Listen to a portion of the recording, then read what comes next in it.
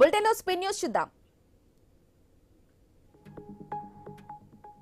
Hyderabad రిసాల బస్తీలోని Congress party కార్యాలయంలో కార్యకర్తల సమావేశం నిర్వహించారు. ఈ కార్యక్రమానికి ముఖ్య అతిథిగా ఎంపీ అనిల్ కుమార్ యాదవ్ హాజరయ్యారు. ముషిరాబాద్ నియోజకవర్గంలో కాంగ్రెస్ జెండా ఎగురవేయడానికి కార్యకర్తలు సిద్ధం కావాలని ఎంపీ పిలుపునిచ్చారు. అనకాపల్లి జిల్లా పరవాడ మండలం జవహర్ లాల్ నెహ్రూ ఫార్మాసిటీ క్రీడా మైదానంలో వైజాగ్ ఫార్మా ఎక్స్పోను ఎమ్మెల్యే పంచకల రమేష్ బాబు ప్రారంభించారు. అనంతరం రక్తదాన శిబిరాన్ని ప్రారంభించారు. 3 రోజుల పాటు నిర్వహించనున్నట్లు వెల్లడించారు. తిరుపతిలో విద్యార్థులతో కలిసి జిల్లా కలెక్టర్ వెంకటేశ్వర్ ర్యాలీ నిర్వహించారు. ఫ్లమింగో ఫెస్టివల్ విజయవంతం చేయాలని పిలుపునిచ్చారు. ఈ నెల 10, 11 తేదీల్లో పులికాట్ సరస్సులో ఫ్లమింగో ఫెస్టివల్ ను అట్టహాసంగా నిర్వహిస్తున్నట్లు కలెక్టర్ తెలిపారు. హనుమకొండ జిల్లాలో కేయూ ఎస్ఐ శ్రీకాంత్ ఏసీబీకి చిక్కాడు. పేకాట కేసులో నిందితుడిని 15,000 లంచం తీసుకుంటూ ఉండగా ఏసీబీ అధికారులు రెడ్ హ్యాండెడ్ గా పట్టుకున్నారు. పెనుకొండలో శ్రీ సాయి కాళేశ్వర్ 53వ జయంతి సందర్భంగా మెడికల్ క్యాంపును ఏర్పాటు చేశారు.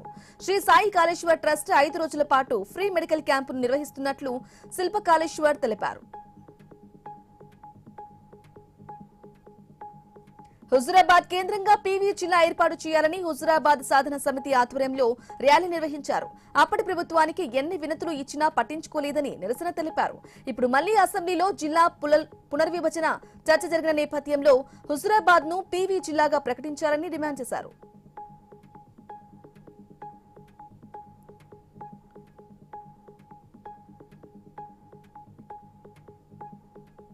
కొమరం భీం ఆసిఫాబాద్ జిల్లా ఆసిఫాబాద్ లో మత్తు పదార్థాలు అమ్ముతున్న 4 నిందితులను పోలీసులు అరెస్టు చేశారు.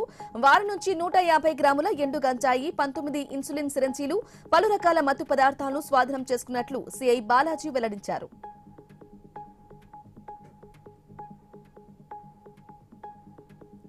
సంగారెడ్డి జిల్లా ఇస్నాపూర్ లో అగ్ని ప్రమాదం సంభవించింది. ఓ ఫర్నిచర్ గోదాంలో భారీగా మంటలు ఎగిసిపడ్డాయి. గోదాంలో ఉన్న ఫర్నిచర్ అంతా తగలబడింది.